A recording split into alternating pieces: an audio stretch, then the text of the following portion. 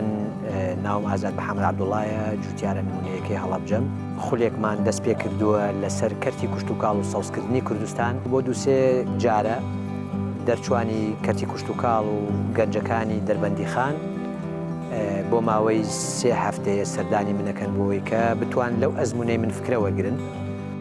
کوردستانتەری چالاکی گەنجانی دەربەندیخان پرۆژێکمان ڕاگەیاندووە بە ناوی سەوزکردنی کوردستان کە بریتێ لەکردنەوەی خولێک لە فێرگەی کشت و کاڵی جوتیارە نمونەیەکەی هەڵەبجە کە ئامانجمان لێ گرنگیدانی زیاترە بە ژینگە و هەروە بنیادنانی کوردستانێکی سەوزە.